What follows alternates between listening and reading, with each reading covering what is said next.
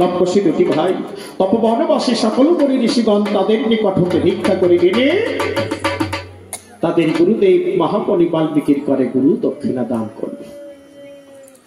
মণি ঠাকুর গুরু দক্ষিণা গ্রহণ করে ডেকে বলছেন, লক্ষসীর ধারে লক্ষস, বলছে তোমাদের উপরে আমি প্রথমে কি দায়িত্ব দিয়েছিলাম মনে আছে তো? এই তপবনে যদি কোনো অশ্ব আসে তাকে তোমরা দুভাই করিবে বন্ধন। এখন আরো বড় দায়িত্ব দিচ্ছি, এই তপবন খান তোমরা দুভাই ভালোভাবে করিবে রক্ষণাবেক্ষণ। কেন জানো? এখন আমি চললাম চিত্রকূট পর্বতে। না না, আমি চিতার পরে যাবো এই কথা বলিনি তো। আমি বললাম চিত্রকূট পর্বতে যাচ্ছি, সেখানে যাব সাধনা করতে। সাধনা করলে ভগবান পাওয়া যায়। ও তোমার জন্য ভগবান? আচ্ছা আচ্ছা। লক্ষসী এখন ছোট কিনা মনে মনে চিন্তা করি, তাই ভগবান নিয়ে বুঝি খেলা করতে হয়। আচ্ছা লক্ষসী, তোমাদের জন্য আমি একটি দুটি নয়, প্রয়োজনে আমি 4-4টি ভগবান পাঠিয়ে দেব, যদি সাধ্য থাকে দুভাই ধরে রেখো। কেমন? বেশ, চললাম তাহলে এবার আমি। তাই মণি ঠাকুর চললেন চিত্রকূট পর্বতে সাধনা করতে। আর এদিকে লক্ষসী দুটি ভাই তাদের গুরুদেবের দেওয়া ধনুর্বাণ দুখানা নিয়ে তারা নিজেদের মধ্যে বান কাটাকাটি খেলা করছে। আর ঠিক এমন সময় রামচন্দ্রের ওই যজ্ঞের অশ্ব ওই তপবনে প্রবেশ করে। দূর থেকে পশি অশ্বটিকে দেখে ডেকে বলছে লবকে, ও দাদা দাদা দাদা দেখো গো, কাহারি যেন যজ্ঞী অশ্ব দিগিজে নিয়ে যায়। ও দাদা দেখো গো। আরে ও দাদা দেখো,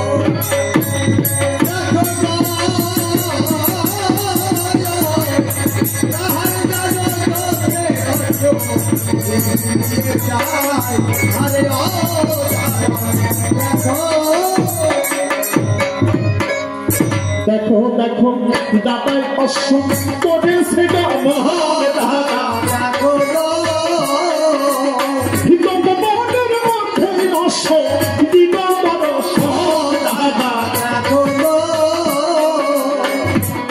অশ্বকে দেখে লক্ষসের মনে পড়েছে কার কথা? তাদের গুরুদেবের কথা। এই গুরুদেব বলেছিল যদি অশ্ব আসে বনে তাকে কি করবে? বন্ধন করবে। ভাই চল তাহলে অশ্ব ভাই আমরা বন্ধন করি। এখন লক্ষসী কি করেছে?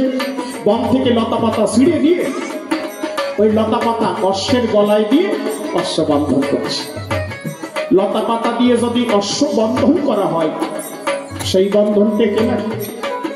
লতা পাতার বন্ধন ছিন্ন করিয়ে যখন অশ্ব সম্মুখে এগিয়ে যায়, লাভ বলছে ভাই তোর কি সত্যি মনে নাই? আমাদের গুরুদেব যে মন্ত্র শিখিয়ে দিয়েছিল অশ্ব বন্ধনের মন্ত্র, এবার আমরা মন্ত্র পাঠ করিয়ে অশ্ব বন্ধন করবো। তাই লক্ষসী দুটো ভাই এবার অশ্ব বন্ধন করছে কিভাবে? অশ্বের গলে লতা দিয়ে বলছে দুটি ভাই দাদা, নৌকার বন্ধন হয় যদি সেটা মাসি তাকে মাসি তার নাম যখন তারা করিল উচ্চারণ দাদা,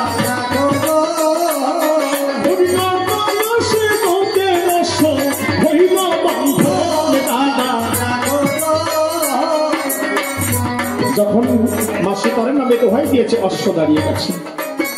দেখেছিস ভাই আমাদের মায়েরই নামে কত গুণ। যখন মা সীতা বলে দোহাই দিলাম অশ্ব দাঁড়িয়ে গেল, অশ্ব বন্ধন করে দুটি ভাই দেখে তাই অশ্বের ভালে একটি বিজয়ী পত্র হবে। এ ভাই শব্দ দেখি পত্রের পাতায় কি লেখা আছে? তাই লক্ষসী দুটি ভাই পত্র পাঠ করছে। কি লেখা আছে? অযোধ্যাতে যজ্ঞকাণ্ডম রাজীব মোচন, চতুর্দিকে যজ্ঞ অশ্ব করিবে ভ্রমণ, চতুর্দিকে ভ্রমিবে অশ্ব তাহার নাই তো বাধা, অদিতি পেরিতে নবদিকে তার পিতা হবে গাধা। অযোধ্যাতে যজ্ঞ কর্ণে দামর ভূপতি, অশ্ব বেঁধে যজ্ঞ কত মাতা হয় অশ্বতী। এ ভাই এত বড় অহংকারী বর্ণীয় পত্র লেখা, অশ্ব বন্ধন করলে পরে যুদ্ধ না করে অশ্বমুক্ত করলে তার বা অসতী হবে? আচ্ছা দেখি দেখি কত বড় সতী ভাইয়ের পুত্র আসে অশ্বের পিছনে তার রক্ষী হয়ে। তাই লক্ষসী দুটি ভাই অশ্ব বন্ধন করে আবার পুনরায় নিজেদের মধ্যে বান কাটাকাটি খেলা করছে। আর এদিকে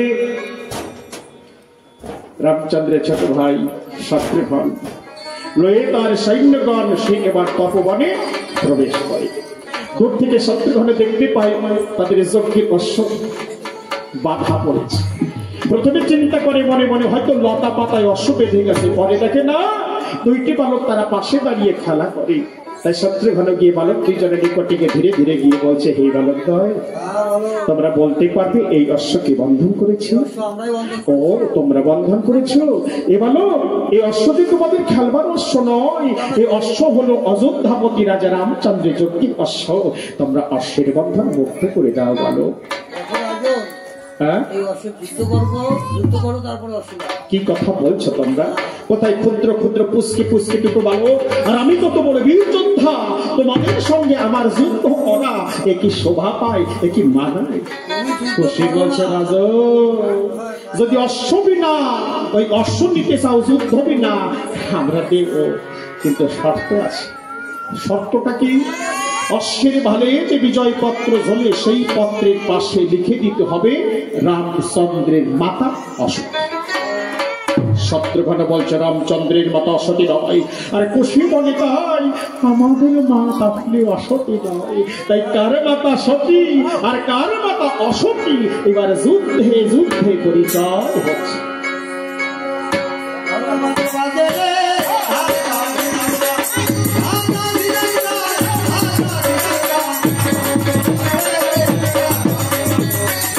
পুরী জাগিল ফুলতেই টঙ্কা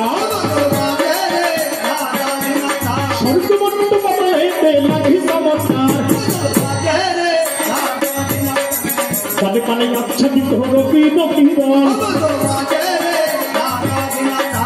কেহ তোর চিন্তা না রে সমান দুইজন, অমৃত সঙ্গীত হবান বান শশী কহলা,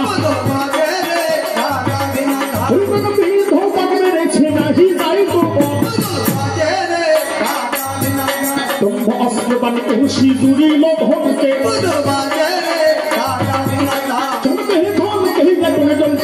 মুখে, অস্ত্রবান ছাড়ে দিয়ে হুঙ্কার বান্দিকে বলল এবার শত্রুঘ্নের বিপদ, মাথারে বেলু করছে ভূমি বলে, স্বর্গ থেকে দেবীগণ হরি হরি বলে, ব্যক্তিবাস পঞ্জিতে জয়ম্বিতাল হরি, হরি হরি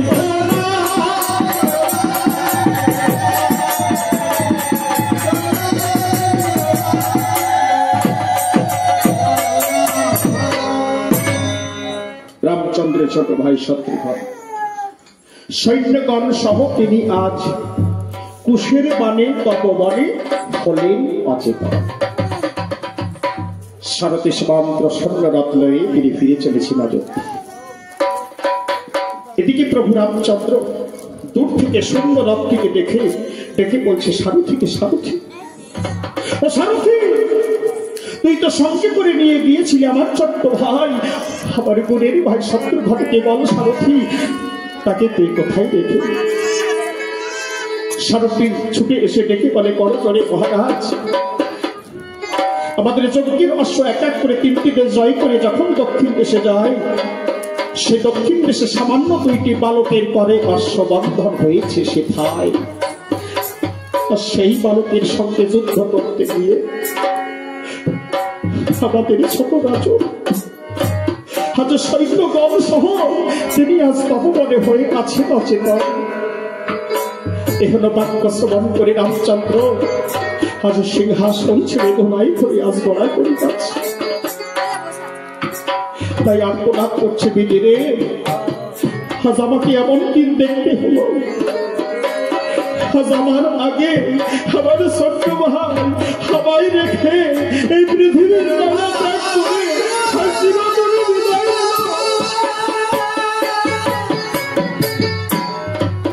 কোথায় লক্ষণ, কোথায় ভারত বলে যখন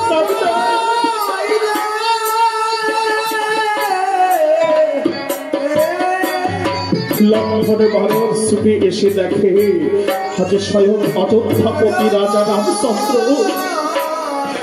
দোলায় করে গড়াবো যাচ্ছে।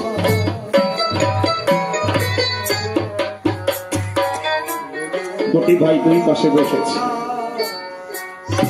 ভরত করে জোরে বলছে, দাদা আপনি কেন ক্রন্দন করছেন এমন ভাবে?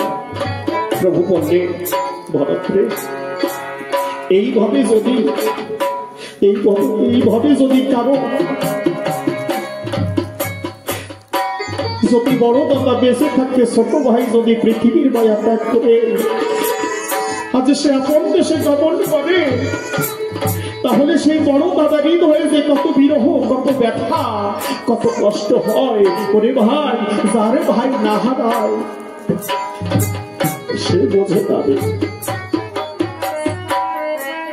সনলক্ষণ, সনবল, তোমরা দুটি ভাই শীঘ্র করে সৈন্যগণ সঙ্গে করে তপবনে গিয়ে বালক দুইজনকে বন্ধন করে নিয়ে আসবে এই অযোধ্যায়। আর আমার যজ্ঞের অশ্বটিকে অযোধ্যায় এনে আমার অসমাপ্ত যজ্ঞ পূর্ণ করে আমার দেহের যে ব্রহ্ম হত্যা পাপ আছে সেই পাপ থেকে আমায় মুক্ত করার হয়। তাই আজ রাজা রামের আজ্ঞা পেয়ে লক্ষণ ভরত দুজনে আজ সসৈন্যে চলেছে তপবনের উদ্দেশ্যে। আর এদিকে শত্রুঘ্নকে অচেতন করে লবকুশী দুইজনে তাদের গুরুদেবের দেওয়া ধনুর্বাণ দুখানা বনমাঝি লুকায়িত রেখে দু ভাই মনে আনন্দে এবার ছুটে চলেছে মায়ের নিকট। দু ভাই ছুটতে ছুটতে যাচ্ছে। মাগো, আমরা এসেছি মা, আমাদের কোলে মাসিমা দেখে তার দুটি সন্তানের অঙ্গ দিয়ে রোধি ঝরছে। মাসিমা বললে, তোরা কি বনবাজে যুদ্ধ করছিস? খুশি জবাব দিচ্ছে না, আমরা যুদ্ধ কেন করবো, আমরা যুদ্ধ করি না। মা বললেন, তাহলে তোদের অঙ্গ দিয়ে কেন এমন ভাবে রক্ত ঝরে? খুশি বলল, এই কথা না তখন মানে কত কাটা গাছ আছে তুমি তো জানো। যখন তো ভাই আমরা খেলা করি, ওই কাটা গাছের আঘাত থেকে খোসা লেগে আমাদের অঙ্গটি এমন ভাবে রোধি ঝরে না। মা বললেন, তোরা মিথ্যা কথা বলিস না, শোন বানাঘাতের চিহ্ন কেমন হয় আছি আমার জানা। ওরে বাছা, তোরা সত্য করে বল, তোরা যুদ্ধ করেছিস কিনা? লব দেখে বলছো, মাগো আমাদের গুরুদেবের নির্দেশে তপবন রক্ষা করবার লাগি আমাদের যুদ্ধ করতে হয়। তুমি জানো না, আমাদের যুদ্ধ করতে হয়। এভাবে বাক্য শ্রবণ করে বাসিতা থেকে বলছে, বিভা করে হাই দিল, এরা দু ভাই আজ থাকবে কোথায় রাজপ্রাসাদে? এরা কোথায় রাজভোগ গ্রহণ করবে? কোথায় এরা রাজপালনকে সহায়তা করবে? কোথায় এরা যুদ্ধ বিদ্যা শিক্ষা অর্জন করবে?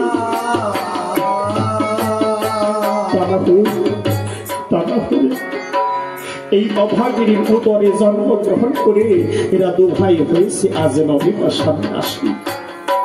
এরা বনে বনে ঘুরে ফিরে বনের ফল ফুল আহার করে, কখনো থাকে এরা অনাহারে। লব্য জমা কি বললে? আমরা রাজার সন্তান। তুমি জানো এই তপবনে কত রাজরাজাগণ আসে?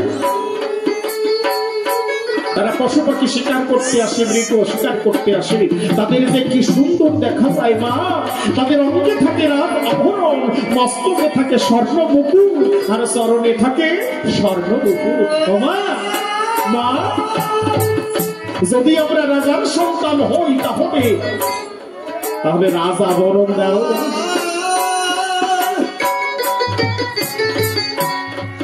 আজ অপস্তী সন্তান লক্ষ্য সেটাই তাদের জনম পৃথিবী মা সীতার কাছে আজ রাজ আবরণ দাবি করেছে। তাই তো মা দুটি চোখের জল ছেড়ে দিয়ে আজ লক্ষ্য শিখে কেঁদে কেঁদে বলছে, অভরণ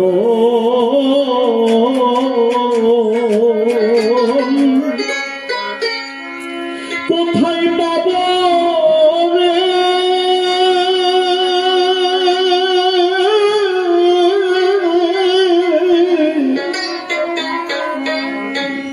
হাজারি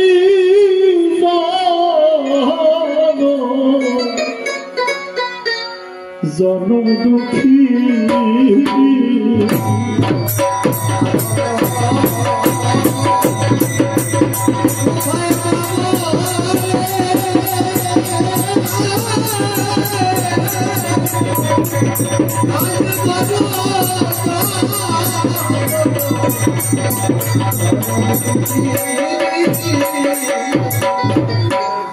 তাই মা সীতা তার দুটি সন্তানকে আজ নিজের মতো করে আবরণ করে দিচ্ছেন। কিভাবে? বর্ণহীনতা তুলে সীতা আবরণ বানালো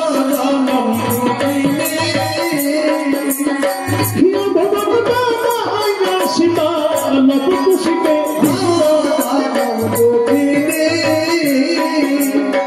বর্ণলতা তুলে সীতা মুকুট বানালো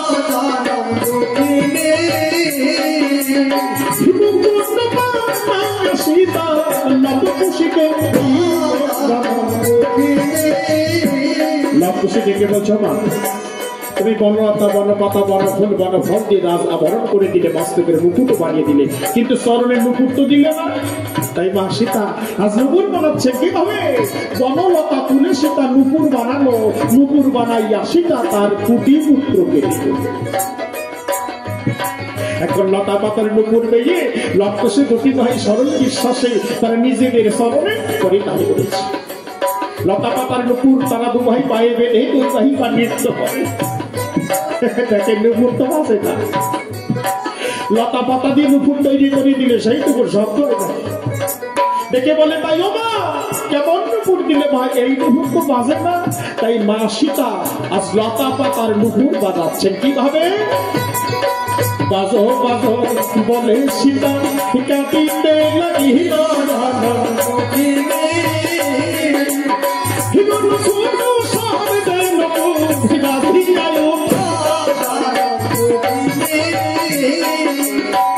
নুপুরে যখন বেজে উঠেছে লবকুশের মন আনন্দে ভরে গেছে, কিন্তু দুঃখ অন্তর থেকে সরে না। কারণটা কি? লবকুশি ডেকে বলে মা মা যে সকল রাজরাজাগণ বনে আসে সকলে তো আমাদের নিকটে পিতৃ পরিচয় জানতে চায়।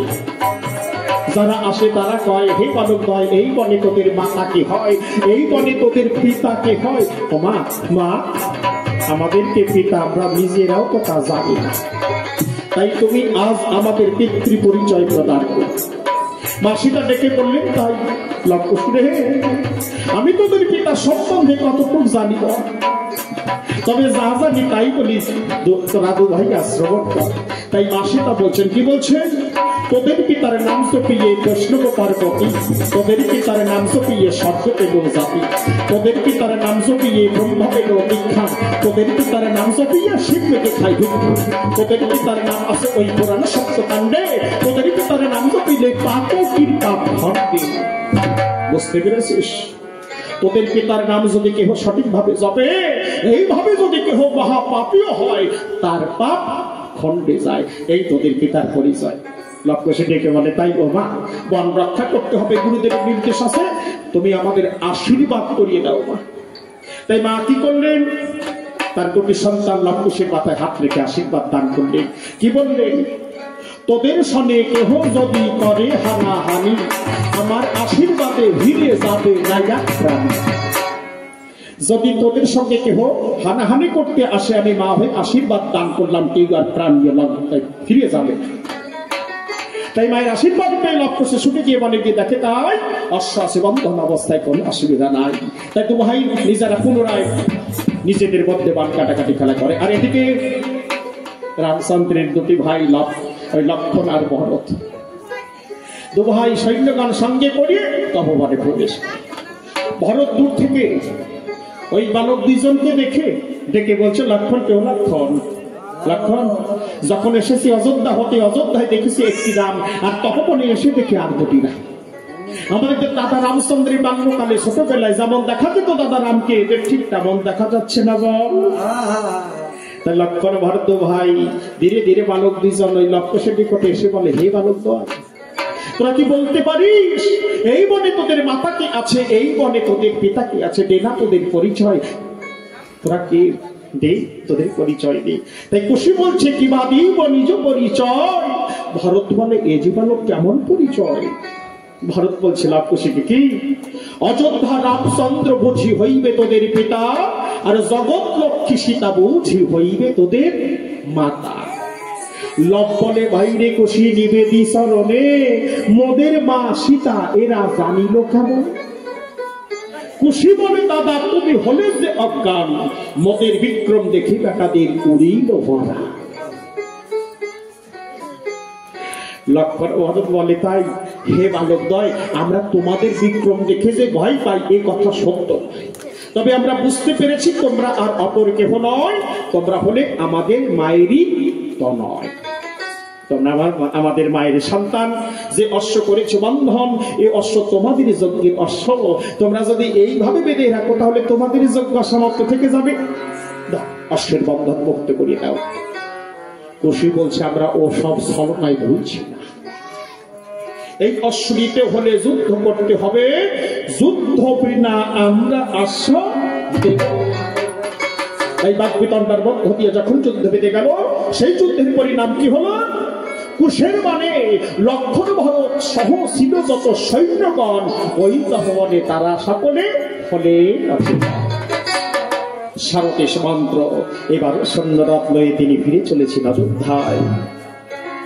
সৈন্যরথটিকে দেখে প্রভু রামচন্দ্র বলিন বদলে বলছে ডেকে, হনুমানকে, হনুমান তুমি এবার তৈরি হয়ে নাও হনুমান, আমাদের যে যেতে হবে যুদ্ধ করতে তপবনে, তুমি তৈরি হয়ে নাও।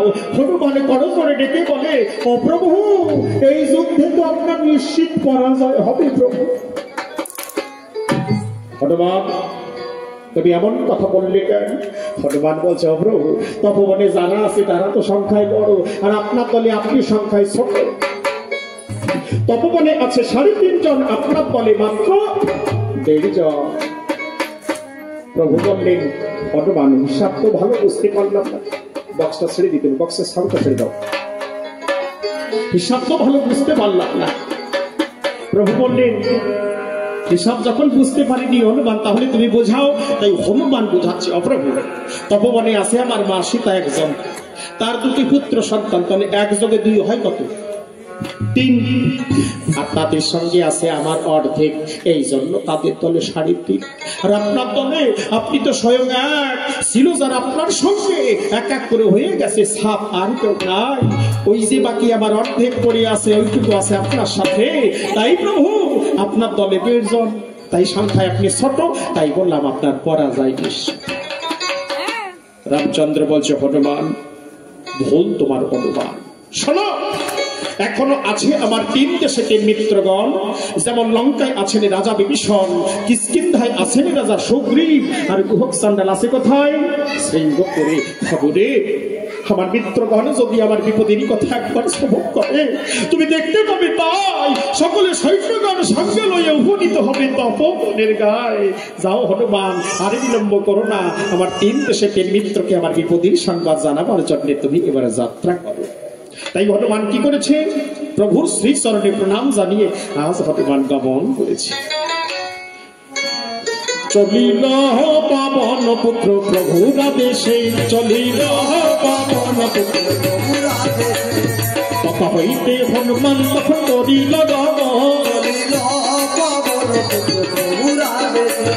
লঙ্কায় গিয়ে লঙ্ঘন দিয়ে দিল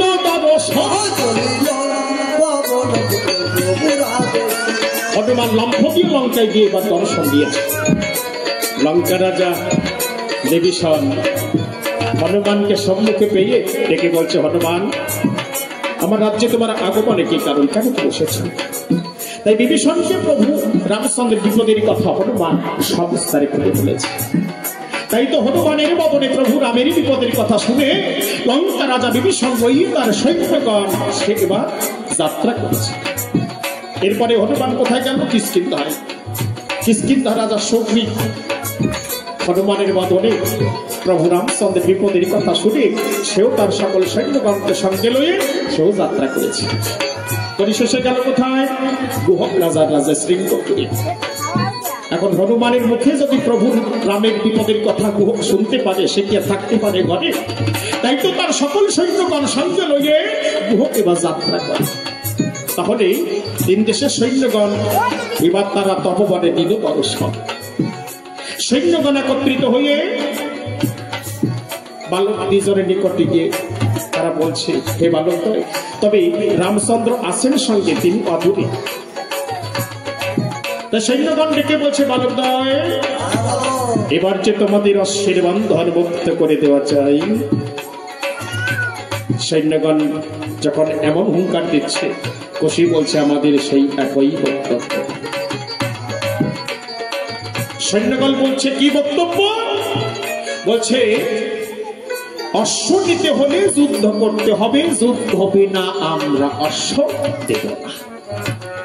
সৈন্যগণ চিন্তা করে, আমরা তিন দেশের সৈন্য হয়েছে এক জায়গায়, আর সামান্য দুইটি বালক এরা আমাদের সঙ্গে পারে না। বাদাও যুদ্ধ বেঁধে গেল। তার পরিণাম কি হলো? রাক্ষণ যখন হেঁটে হেঁটে গেল, আর সে চণ্ডালগণ সখা সখা গানে বাড়িছে সীতাও নন্দন। চণ্ডাল যখন হেঁটে হেঁটে গেল, আর সে বানরগণ সখা সখা গানে বাড়িছে সীতাও নন্দন। তাহলে রাক্ষসগণ যখন হেরে যাচ্ছে, কারা আসে? চণ্ডালগণ। চণ্ডালগণ যখন হেরে যায়, কারা আসে? বানরগণ। আর সখা সখা বান মারে সীতার নন্দন, মানে সীতার পুত্র দুইজন লবকুশী, তারা ইচ্ছামত বান ছুটে। আর সকল সৈন্যগণ চারিদিকে ছড়িয়ে ছিটিয়ে পড়ে। প্রভু রামের দলে ছিল একজন সৈন্য বুদ্ধিমান, সেকে ভক্ত হনুমান। হনুমান মনে মনে চিন্তা করে, ওরা দুই ভাই যেভাবে বান ছড়ে, আমি হনুমান যদি সোজা হয়ে খারাপ হয়ে দাঁড়িয়ে থাকি, কোন দিক দিয়ে কোন জায়গায় কোন বান ঢুকে পড়ে তার তো ঠিক নাই। তার থেকে আমি মাটিতে পড়ে গড়াগড়ি খাই, বান তাহলে আমার গায়ে লাগবে না, উপর দিক দিয়ে। কি বুদ্ধি হবে! যেমন বুদ্ধি তেমন কাজ। হনুমান মাটিতে পড়ে গড়াগড়ি খায়, আর খুশি ডেকে বলে, তাই ওই হনুমান তো গড়াগড়ি খাচ্ছে, আর হনুমানের উপর দিক দিয়ে সব বান যাচ্ছে, হনুমানের রঙে একটা বান লাগে না। খুশি ডেকে বলে, ও দাদা, ও দাদা, ওই দেখো, ওই দেখো, একজন এখনো মরে নাই। মানে হনুমান গড়াগড়ি খাচ্ছে, ধনুর বান ধরেছে, মারবে। লব বলছে, দাঁড়া ভাই, ওকে নিধন করিস না। দেখেছিস ওর চেহারা, কি সুন্দর চেহারা, মুখটা কেমন কালো, পিছনে কত বড় একটা লেজ, ওই রকম জন্তুরা আমাদের মা তো জীবনে কোনোদিন দেখে। তাহলে যুদ্ধ শেষ করে যখন যাব আমরা মায়ের ঘরে, আমরা সঙ্গে করে নিয়ে যাব, মা দেখে আনন্দ ভাবে বলে। তাই হনুমানকে কি করেছে? ব্রহ্ম জাল বান নিক্ষেপ করে জালে বন্দী করেছে। হনুমান জালে বন্দী হয়ে গেল।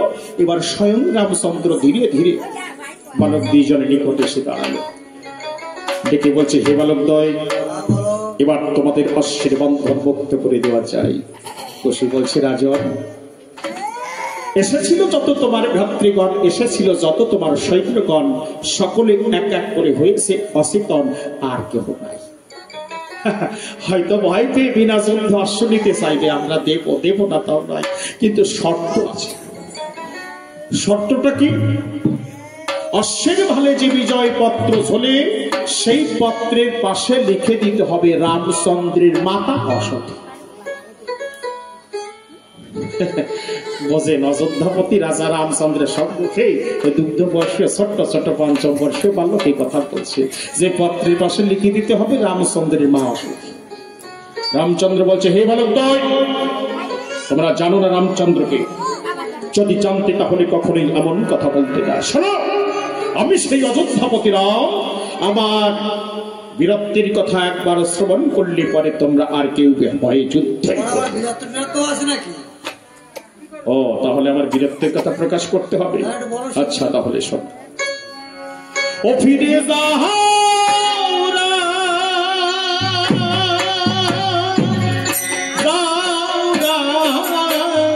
জিনিতে না হারিবে, ফিরে যাও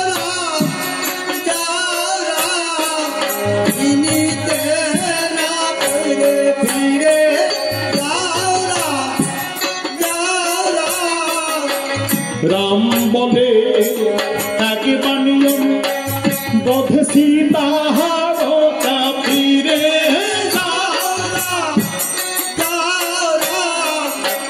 খুশি মনে খুশি হইরা তোমার মুখ দেখা রে। রামচন্দ্র কি বললেন? রামচন্দ্র বলছে এক বাণী আমি বোধেছি তারকা। খুশি বলছে উচিত না হয় রাম তোমারও মুখ দেখা, কারণ অনেক দিনে বৃদ্ধা রাক্ষসী কোষে জনজর, তাহা মেরে নারী হত্যা পাপ হয়েছে তোমার। তারকা রাক্ষসী সে একটা নারী, তাছাড়া একটা বুড়ো বুড়ি রাক্ষসী, তাই নিধন করে তুমি বড় বীরত্বের পরিচয় দিচ্ছ, তাই তো? রামচন্দ্র বলছে একবারে আমি বোধেছি বাণী। খুশি বলে সেই কারণে রাম তোমার বংশে মাত্র সন্তানী। বাণীকে নিধন করেছিল কিভাবে? সোরাবার নিক্ষেপ করে। রামচন্দ্র বলছে একবারে আমি সাগর বান্ধিলাম। খুশি বলে মিথ্যা কথা কেন বলো রাম? সাগর বন্ধন করেছিল কারা? ভল্লুকার বারণে। তুমি একটি শিলা নাও নাই ও রাম, তুমি মাথায় করি। রামচন্দ্র বলছে একেবারে আমি বোধই দুঃখ করব। খুশি বলে অকালে হয়েছিল নিদ্রা ভঙ্গ, তাই তুমি পেরেছি। রাম বলছে একেবারে আমি বোধেছি রাবণ। খুশি বলে অকালে, তাহলে তুমি কেন করিলে বোধন? রামচন্দ্র বলছে রাবণ বোধেই আমি উদ্ধারিলাম সীতা। খুশি বলে সেই কারণে রাম তুমি ত্রিজগতের পিতা। এই একটা কাজ ওই লবকুশের বাবনে গেছি। এখন বাক্যবাণে লবকুশের নিকটে পরাজিত হয়ে রামচন্দ্র দাঁড়িয়ে আছে। খুশি বলছে ও রাজা, এসেছিল যত তোমার ভ্রাতৃগণ সকলে আমাদের নিকটে আমাদের পিতৃ পরিচয় জানতে চেয়েছিল। তা আমাদের পিতৃ পরিচয় যখন জানতে চাই, আমাদের ইচ্ছা জাগে মনে তোমাদের পিতার নাম কি একটু শুনি। রামচন্দ্র বলছে আমাদের পিতার পরিচয় প্রদান করলে তোমরা কি তাকে চিনতে পারবে? আচ্ছা তাহলে শোনো, আমাদের পিতা হলেন অযোধ্যার রাজা, স্বর্গীয় রাজা, রাজা দশরথ। তোমরা চারজন দশরথকে জানো? আচ্ছা আচ্ছা, তোমরা যখন চারজন দশরথকে চেনো, নিশ্চয়ই তার ভিতরে আমার পিতা একজন হবেই হবে। আচ্ছা তোমরা ব্যাখ্যা করো, বলো শুনি।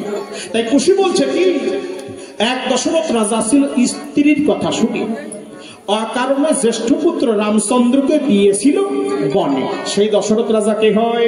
পিতা হয়। আচ্ছা তাহলে প্রথমটাই ওনার পিতা হয়। দেখা যাক দ্বিতীয় নাম্বার কি বলে। আর এক দশরথের কথা বলবো কি আর শুনি, অকারণে বধিয়া ছিল সিন্ধু নামে মুনি। সেই দশরথ রাজা কে হয়? সেজন্য পিতা হয়। বেশ ভালো। আর এক দশরথের কথা বলবো কি আর, মোরা চারটি পুত্র থাকতে বাসি হলো মরা। সেই দশরথ রাজা কি হয়? বাহ বাহ বাহ, তিনটি পিতা হলো। আর এক দশরথের কথা বলবো কি আর, থাক পরশুরামের ধনুক বইয়ে মাথায় করল টা। ওই টেকু দশরথ রাজা কি হয়? সেও আমার পিতা হয়। আচ্ছা আচ্ছা, তার মানে আপনার চারজন পিতা। না ভালো, তোমার বুঝতে ভুল হচ্ছে। রামচন্দ্র বলছে না না, আমার চারজন, আমাদের চারজন পিতা হবে কেন? পিতা আমাদের একজন। তবে কর্মের সূত্র ধরে তোমরা ব্যাখ্যা করছো। আমাদের পিতা এই কর্মগুলো করেছিল। তিনি একজন ব্যক্তি, তিনি হলে স্বর্গীয় রাজা, রাজা দশরথ। খুশি বলছে রাজন, তোমার পত্রের লিখন ধারা যেমন, তাতে মনে হয় এই জগতে সতী নারী আর কেউ নাই, আজকে তোমার মাই একজন। আহা হা, কি সুন্দর পত্র লেখা রে। অযোধ্যাতে যজ্ঞ করেন রাম রঘুপতি, আর অশ্ব বেঁধে যুদ্ধ না করে তার মাতা হয় অসতী। ও তার মানে তোমাদের মা মনে হয় সতীত্ব ডিগ্রি নিয়ে পাস করেছিল না। এইভাবে যদি মাতৃ নিন্দা করা হয়, মাকে নিয়ে যদি তাচ্ছিল্য করা হয়, একে প্রভু রামচন্দ্রের পক্ষে মেনে নেওয়া সম্ভব। রামচন্দ্র আর মাতৃর নাম মেনে নিতে পারছে না, তাই ডেকে বলছে হনুমান, তুমি কি আমার মুখ দেখতে চাওনি? হনুমান, আমি তোমার মাতৃ সহ্য করতে পারছি না। রামচন্দ্র পিছন ফিরেছে, দেখে তাই হনুমান তো জালে বন্দি অবস্থায় করে মতো ভাত খায়, আর তবু মানে কিছু করার নাই। খুশি বলছে রাজা, এসো আর কেহ নাই, এবার যুদ্ধ চাই। তাই তো পিতা পুত্রে যুদ্ধ বেঁধে গেল। রণবদল বাজে রে হাতা বিনতা হাতা বিনতা হাতা বিনতা বাজে রে রামচন্দ্র বানমারে নামে সুহস্তিকি রণবদল বাজে রে হাতা বিনতা উপলোকের শিরে হচ্ছে সিংহাসনে রণবদল বাজে রে হাতা বিনতা লক্ষ বানমারে নামে বরণ বহন রণবদল বাজে রে হাতা বিনতা প্রদক্ষিণ করিয়া রামের চরণে বৃষ্টির জল রণবদল বাজে রে হাতা বিনতা রামচন্দ্র বানমারে নামে শশীকলা রণবদল বাজে রে হাতা বিনতা উপলোকের গলে হচ্ছে বন ফুলের মালা রণবদল বাজে রে হাতা বিনতা মানে পাহাড়ে পিতা পুত্রের হচ্ছে মবি সহায় রণবদল বাজে রে হাতা বিনতা ধনুর বাণ ফেলে রাম কোলে করতে চায় রণবদল বাজে রে হাতা বিনতা বারিশ নাজার ধনুকের বাড়ি রণবদল বাজে রে হাতা বিনতা আমাকে মারিলে তোর মা হবে নারী রণবদল বাজে রে হাতা বিনতা অস্ত্র পানি করছি দুহিল ভঙ্গে রণবদল বাজে রে হাতা বিনতা ধনুকে ধনুকে কেমন চলছে মনের মুখে রণবদল বাজে রে হাতা বিনতা অস্ত্র পানি সামনে দিয়ে হুঙ্গার রণবদল বাজে রে হাতা বিনতা জীবন দিয়ে বললো এবার রাম রণবদল বাজে রে হাতা বিনতা এই মাথায় করছে ভূমি তলে রণবদল বাজে রে হাতা বিনতা স্বর্গ থেকে বেড়ে গেল হরি হরি বলে বাজে রে হাতা বিনতা দিবস পণ্ডিতের রইজন্ডি বল হরি রণবদল বাজে রে হাতা বিনতা হরি নমনন্দে বদল ভরে বল হরি হরি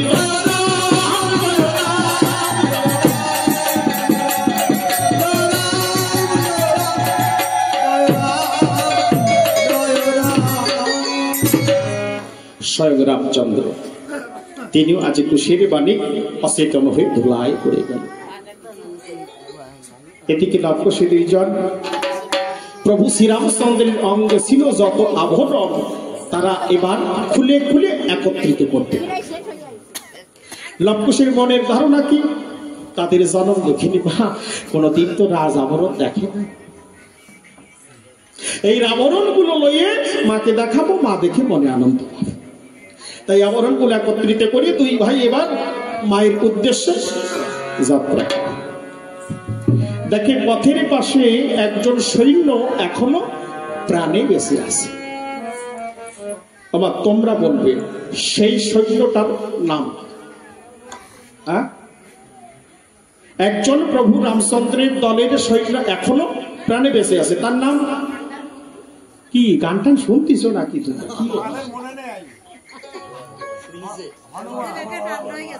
কি হনুমান এখনো প্রাণে বেঁচে আছে না?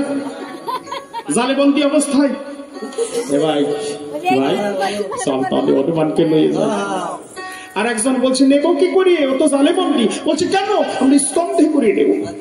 একজন সামনে একজন পিছনে, লক্ষ্মী দুই ভাই দাঁড়িয়ে হনুমানকে ধরিয়ে কাঁধে করেছে। স্কন্ধে করে দুই ভাই এবার পদব্রজে চলেছে মায়ের উদ্দেশ্যে। এখন হনুমান লক্ষ্মীর কাঁধের উপরে আছে কিনা, আর দুই ভাই হেঁটে হেঁটে যাচ্ছে। ওই দোলনিতে হনুমানের বেশ আরাম হয়েছে। হনুমান চিন্তা করে বনে বনে এরা দুটি ভাই, এরা তো আমার মায়েরই তো নয়, তাহলে মায়ের ছেলে মায়ের সন্তান যদি হয় সম্পর্কে আমার হয় ভাই, তাহলে এরা দু ভাই কেমন যুদ্ধবিদ্যা শিক্ষা করেছে অর্জন, মানে ওই বান কেমন মারে নয় করিলাম দর্শন। কিন্তু এদের দৈহিক কত বল, শারীরিক কত ক্ষমতা, মানে গায়ে কত জোর, একটু পরীক্ষা করি। হনুমান অষ্টাঙ্গ যোগ জানতেন, ইচ্ছা মতো রূপ আকার পরিবর্তন হনুমান করতে পারতেন। তাই হনুমান কি করেছে, লক্ষ্মণের কাঁধের উপরে থেকে নিজের শরীরটাকে তখন বৃদ্ধি করছে, বড় করছে। এখন হনুমান তো ধীরে ধীরে বড় হয়, কিন্তু ওর তো বাবা উচিত, ছোট্ট ছোট্ট বালকের কাঁধে তুলে যাচ্ছে। যখন অতিরিক্ত বড় হয়ে গেল, অত ভারো বালক নিজে সহ্য করতে পারে নাকি, সহ্য করতে না পেরে কাঁধের থেকে হনুমানকে মাটির উপরে ঠাকুর। হনুমান মাটিতে পড়িয়ে সার হাত অপর দিক দিয়ে পড়েছে। এখন শীতকালের আঘাত হনুমান বুঝতে পারছে কত জোরে লেগেছে, কিন্তু হনুমানের থেকে লবকুশের চিন্তা এবার বেশি। একজন আর একজনকে বলে, ভাই এখন কি হবে উপায়, এই যে পাহাড়ের মতো চেহারা হয়ে গেল। আর একজন বলছে, ভাই কোনো অসুবিধা নাই, ওই মুখের ধারে কান দিয়ে কথা বলছে। কোনো অসুবিধা নাই ভাই, পিছনের দিক চাইয়ে দেখ, ওই যে জালের ফাঁক দিয়ে কেমন যেন একটা সরকারি দড়া দেখা যায়, ওই সরকারি দড়া ধরিয়ে দুই ভাই আমরা টানতে টানতে নিয়ে যাব, টানতে টানতে নিয়ে যাব। এখন হনুমান চিন্তা করে, তাই ওরা কি বলা বলি করে, কানের ধারে মুখ নিয়ে বললে পরে দূরের থেকে শোনা যায় নাকি? কিন্তু ওই যে ওরা যে হাতের ইশারা ইঙ্গিত দেয়, ওই যে এইভাবে হনুমান তাতে বুঝতে পারে এরা দু ভাই মনে আমার লেজ ধরে টানতে। কিন্তু ওরা দুই ভাই কি তাই শোনে? যে ছিল মাথার ধারে এসে এবার পশ্চাৎ পরে দুই ভাই একত্রিত হয়ে হনুমানের লেজ ধরে এইবার টানা শুরু করে। সে যে কি টান রে ভাই, জানি উল্টো টান গাই। তোমার উল্টো টান টানছে নাকি? মাথা থাকবে যেদিক সেদিক না, উল্টো দিক টানতে হবে, এর উল্টো টান। এখন ওরা দু ভাই তো লেজ ধরে টেনে নিয়ে যায়, আর হনুমান দেখে তাই আমার তো নিশ্চিত চাকা লাগানো নাই, যা হওয়ার তা তো ছাল চামড়ার উপর দিয়ে হয়ে যায়। তাড়াতাড়ি হনুমান ভয় ছোট হয়ে যাচ্ছে। ওরা দু ভাই তো সামনের দিকে তাকিয়ে টানছে, পিছনের দিকে তাকাচ্ছে না। কিন্তু ওরা চিন্তা করে হিয়ায় প্রথমে যখন দু ভাই টানা শুরু করি কত ভার সরানো যায় না, কত কষ্ট হয়, কিন্তু এখন গড় গড় করে এগিয়ে যায়। কারণটা কি? পিছনের দিকে ফিরে দেখে হাই রে হাই, আগে ছিল যে একটু অবস্থায় তার থেকে হনুমান ছোট হয়ে গেছে। ও ভাই আর টানাটানি করিস না, ছেড়ে দে ছেড়ে দে ছেড়ে দে। বলছে কেন রে ভাই? বলছে দেখ তো কোনো জায়গায় লিপটিক হয়ে গেল। তাই হনুমান বলছে শোন রে, আমাকে টানাটানি করিস না, এবার আমাকে স্কন্ধে করে নে, আমি ছোট হয়ে গেছি দেখতে পাচ্ছিস। তাই হনুমানকে ধরে কাঁধে করিয়ে দু ভাই নিয়ে এলো মায়ের ধারে। তবে মা কিন্তু ঘরের ভিতরে হনুমানকে রেখেছে পায়। এখন লক্ষ্য দুই ভাই মনের আনন্দে মায়ের নিকটে গিয়ে ওই প্রভু রামের অঙ্গের আবরণ তখন মায়ের সম্মুখে উন্মুক্ত করেছে। মা মা দেখো কত আবরণ এনেছি, রাজ আবরণ। মা সীতা কিন্তু নিজের স্বামী প্রভু শ্রীরামচন্দ্রের অঙ্গের আবরণ দেখা মাত্রই চিনতে পেরেছে। কিন্তু যখন প্রভু রামের হস্তের অঙ্গুলি দেখতে পেল মা তখন নিশ্চিত হল। তাই তো চিৎকার করে বলছে ওরে তোরা কোথায় পেয়েছিস সেই আবরণ? তোরা সত্য করে বল এই আবরণ তোরা কোথায় পেয়েছিস? ছোট বাংলা বাইরে থেকে বলছো মা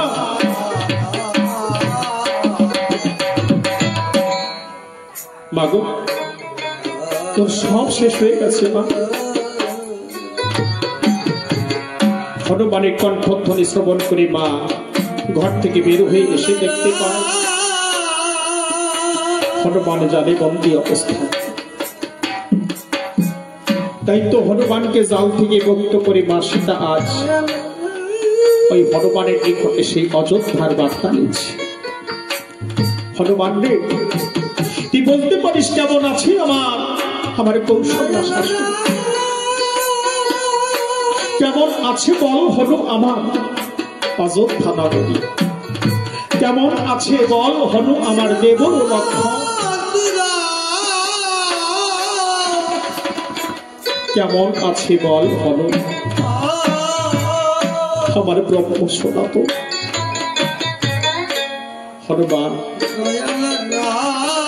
হনুমান আজ মায়ের কথার জবাব দিচ্ছে।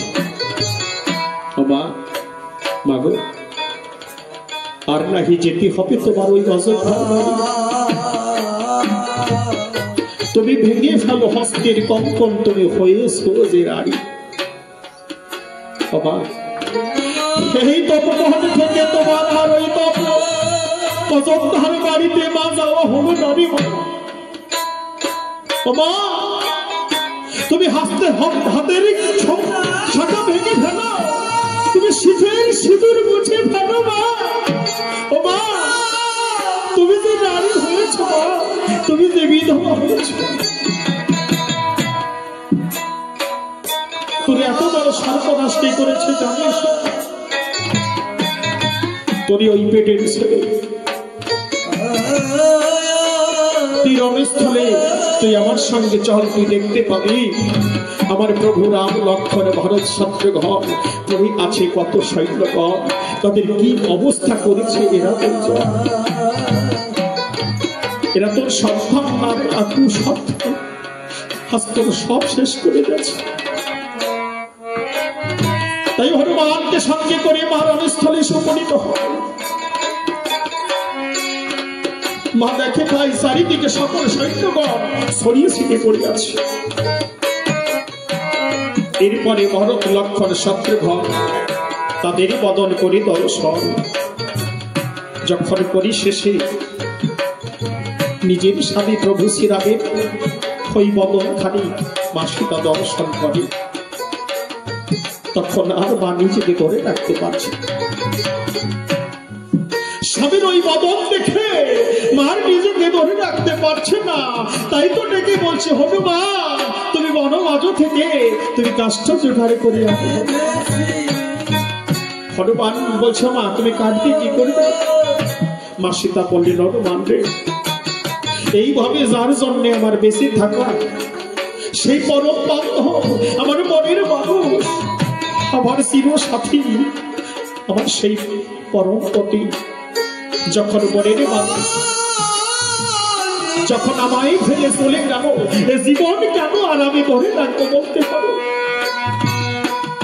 তাই তো কান দিয়ে সীতা সবাই গিয়েছি, তাই অগ্নি সংযোগ ঘটাকে আমি জ্বলন্ত সীতায় নিজেকে আহুতি দিয়ে আজ আমি প্রভুর সঙ্গে প্রভুর সহযাত্রী হয়ে আজ আমি প্রভুর দেশে যাব।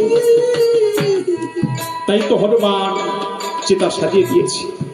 চিতাই যখন অগ্নি দিয়েছে, দাও দাও দাও দাও করে চিতা চলছে।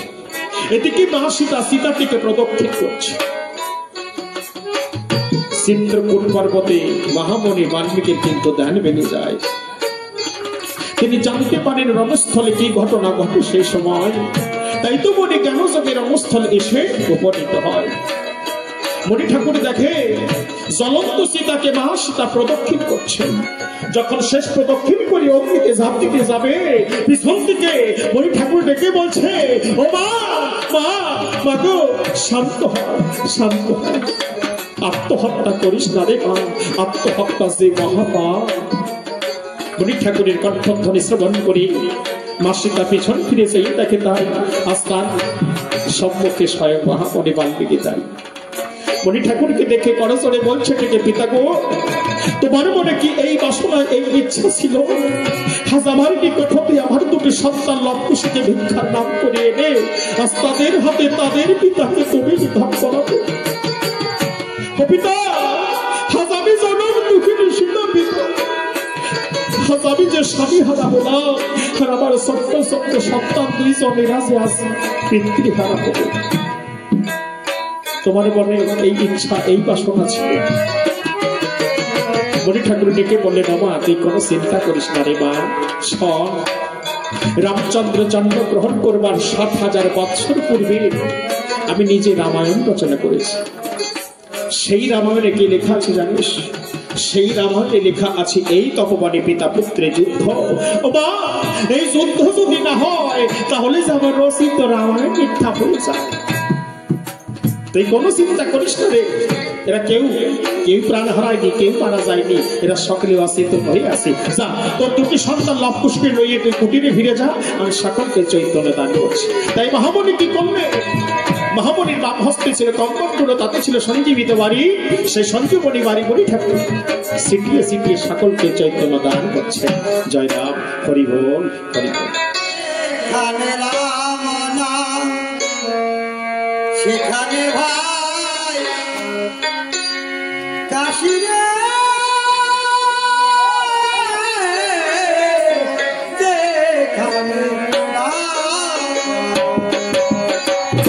সঞ্জীবিত বাড়ি মনি সিটাইতে লাগিল, সৈন্য দল তারা প্রাণ ফিরে। সঞ্জীবিত বাড়ি মনি সিটাইতে লাগিল, হিরম লক্ষণ ভরত শত্রুঘ্ন প্রাণ ফিরে। রামচন্দ্র লক্ষণ ভরত শত্রুঘ্ন সকল সৈন্যগণ তারা চৈতন্য ফিরে পেয়েছে। রামচন্দ্র চৈতন্য পেয়ে সম্মুখে মহামুনিকে দেখে করচড়ে বলছে, ডেকে মণি ঠাকুর, যে দুজন বালক ছিল এরা কারা, এদের পরিচয় কি? মহামুনি বললেন, রাম তুমি এক কাজ করো, তোমার যজ্ঞের অশ্ব, তোমার সকল সৈন্যগণ, তোমার সকল ভ্রাতৃগণ তুমি লয়ে দেশে করো গমন। দেশে গিয়ে করো তুমি যজ্ঞের আয়োজন। আমি তোমাকে কথা দিচ্ছি, যজ্ঞীয় সভায় তুমি বালক দুইজনের পরিচয় পাবে। আর এদিকে মহামুনি বাল্মীকি তিনি রক্তশিকে সঙ্গে লয়ে যজ্ঞ সভায় দিলেন দর্শন। মহামুনি শিখানো রামায়ণ গান লবকুশী দুইজন বিনা যন্ত্রে মধুর কণ্ঠে দুভাই নেচে নেচে যজ্ঞ সভায় রামায়ণ কীর্তন করছে। তাই রামায়ণ গান শ্রবণ করে রামচন্দ্র মনে তৃপ্তি পেলেন।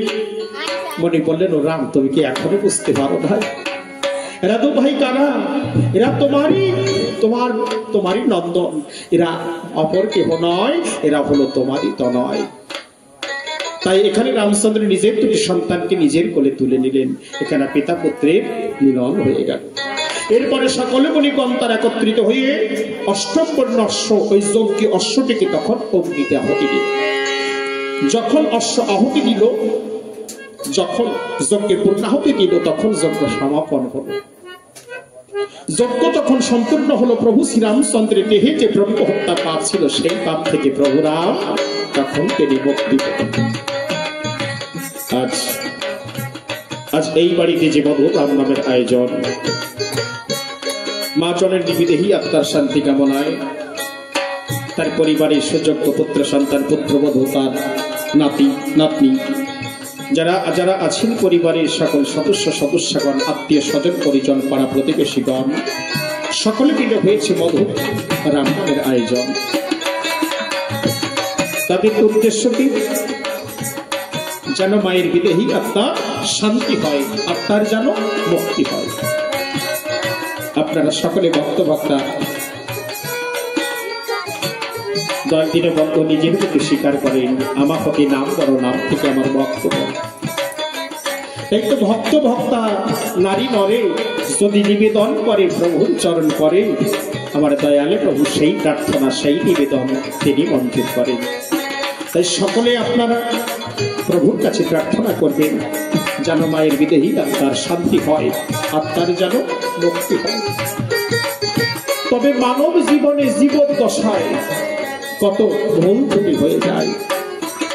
তাই যদি কোনো ভুল অপরাধ হয়ে যায় মায়ের জীবনে, তার জীবদ্দশায় সেই অপরাধ মার্জনা করে প্রভু যেন তার রাঙা শ্রীচরণে স্থান দেয়। আমিও দয়াল দীনবন্ধু প্রভু শ্রীরামের শ্রীপাদ পদ্মেতে এই প্রার্থনা জানাই। জয় রাম, হরি বল, হরি বল, হরি বল। জয় জয় রঘুপতি রাঘব রাজা